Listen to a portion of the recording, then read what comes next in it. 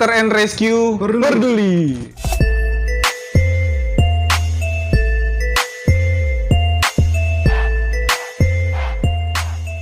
Gimana dok untuk hari ini? Sehat? Sehat Kang Majid, sehat. Oke teman-teman, saya harapkan semua yang melihat video ini sehat semua ya dok ya. Kali ini pandemi di saat-saat sekarang ini banyak banget menurut saya susah banget ya. Banyak banget tersebar virus dok namanya? Corona. Ya bener banget dok. Jadi diwajibkan untuk teman-teman semua untuk menggunakan masker, tetap di rumah dan rajin cuci tangan. Nah itu pesan kami, bener nggak dok? Betul. Kali ini kita mau bahas apa nih dok? Oh iya, ada satu video dok. Nah ada video. Ayo kita sebelum kita masuk ke tema kita, langsung aja kita lihat video tersebut. Langsung. Nah ini video tentang seorang anak. Nih.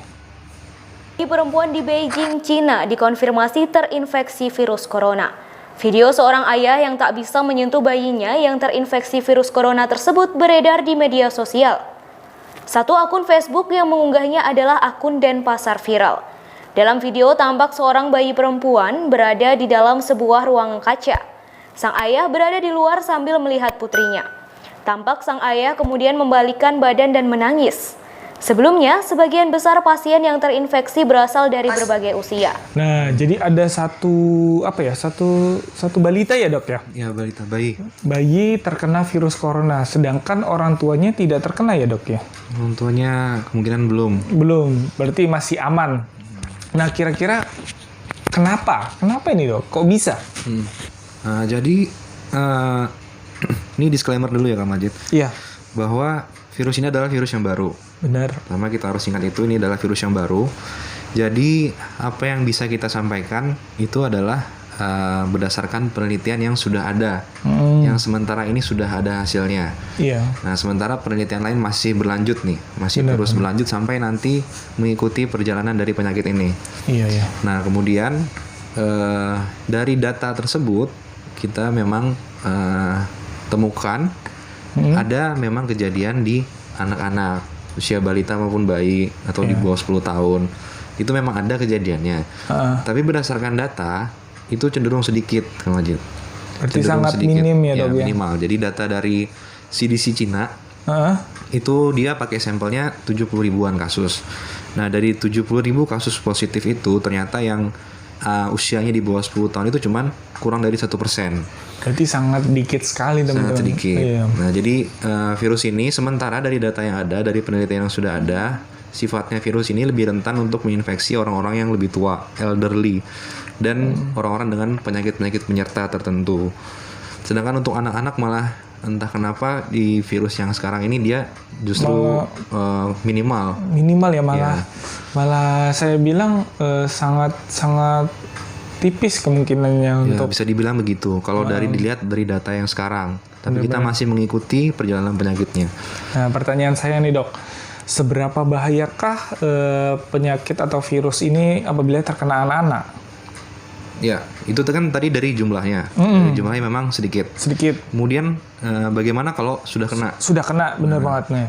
Sama juga ternyata dari data yang sudah ada ini, kalau anak-anak yang kena itu juga kemungkinan dia untuk menjadi parah itu sangat sedikit juga.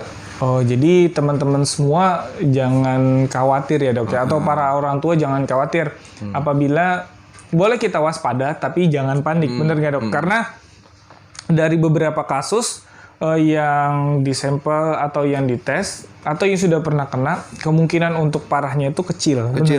Dan yang parah-parah itu juga biasanya beberapa anak-anak yang memang sudah punya kelainan duluan Kang Majid. Oh, penyakit penyerta gitu ya? Ya, misalkan ada penyakit bawaan tertentu yang mengganggu struktur dari saluran nafas atau perkembangan paru-parunya. Nah, itu yang biasanya jadi parah. Oh, seperti itu. Untuk bayi sehat itu kemungkinannya lebih kecil lagi. Ya. Karena tidak ada penyakit penyertanya tersebut. Betul. Nah, satu lagi nih dok, ada video. Nah, selanjutnya kita nonton video seperti ini nih. Nah, saya lihat dapat video dari Thailand nih dok. Dari Thailand. Dari Thailand. Masalah bayi juga. Masalah bayi juga. Oh, iya. Nah ini kita lihat kita lihat sekilas ya. Jadi anak bayi itu dipakaikan semacam iya, penutup muka gitu, Dok. Penutup muka, ya, face shield. Face shield. Nah, tapi ini di rumah sakit ya? iya ini di rumah sakit nih. Oke, kita sekilas aja. Oke. Menurut dokter, amankah seorang bayi dipakaikan seperti itu? Nah, ini juga ini yang menarik juga Kang Majid. Iya, Tentang benar. pakai face shield kan, itu face shield sebenarnya APD yang standar untuk tenaga kesehatan saat merawat pasien COVID. Benar. Nah, tapi sekarang karena salah satunya juga video itu yang sudah mulai menyebar, jadi masyarakat awam juga sudah mulai bikin seperti itu. untuk bayi-bayi yang ada di rumah, bayi mereka yang di rumah. Nah, ini sebenarnya sudah pernah juga dibahas oleh beberapa dokter anak di Indonesia. Salah satunya ada Dokter Apin. Mungkin kalau pernah tahu Dokter Apin, itu spesialis anak yang cukup aktif di sosial media. Membahas dia ini ya. Membahas tentang salah satunya tentang bahas virus corona juga. Nah, di situ memang ternyata pemakaian face shield itu sebenarnya perlu dipertimbangkan lagi dan tidak direkomendasikan, malahan tidak direkomendasikan Untuk anak-anak untuk bayi, atau bayi. kayak tadi. Karena seperti yang kita lihat itu kan dia nutup depan wajahnya, meskipun tidak rapat, tapi ada kemungkinan menghalangi keluar Pernapasan. masuknya nafas. Ya, jadi bayi itu kan sangat bergantung pada oksigen untuk perkembangan paru-parunya. Iya. Dan kalau ditutup seperti itu, meskipun longgar, itu masih ada kemungkinan waktu udara keluar itu tidak sempurna. Jadi maksudnya kalau kita keluarin nafas itu kan keluar adalah Karbon dioksida. Nah, itu yang ditakutkan terjadi penumpukan karbon dioksida malah. Oh, seperti itu. Ya, dan malah bisa mempersulit dia bernapas karena karbon dioksida yang menutup. Jadi sebenarnya malah berbahaya ya, Dok ya. Jadi malah berbahaya sebenarnya. Nah, jadi buat para orang tua di rumah, janganlah kita ibaratnya langsung, oh ini penilaian kita bagus nih, kita lihat sesuatu nih. Iya. Tapi kita belum tahu nih efek yang kita yang kita pakai ini bagus nggak untuk anak bayi kita, gitu. Karena itu kan sebenarnya tujuannya cuma untuk mencegah droplet. Benar. Jadi ya kalau buat bayi, kalau memang untuk mau menghindari droplet, ya bayinya sebisa mungkin jangan dibawa keluar. Ya, atau hindari ibaratnya bersentuhan dengan orang tua. Iya, dengan dibawa ke publik lah, dibawa ke acara ini, ke acara ini. Benar. Sebenarnya gitu aja, nggak usah dipakein apa-apa. Itu ya. Oke, itu adalah satu masukan yang paling sangat penting menurut saya. Betul. Semoga saja bermanfaat nih untuk teman-teman yang nonton, bener nggak, Dok ya? Benar.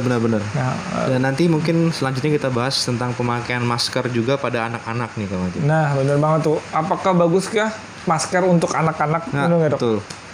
Oke, udah cukup dulu vlog kita sehari ini yang kita bahas hari ini. Jangan lupa like, comment, and subscribe Kalau Anda terbantu dengan video ini, mohon di like dan disebarkan untuk membantu kita mengedukasi masyarakat lebih luas. Oke. Saya Majid Rescue. Saya Dr. Ferdi. Sampai jumpa di vlog selanjutnya.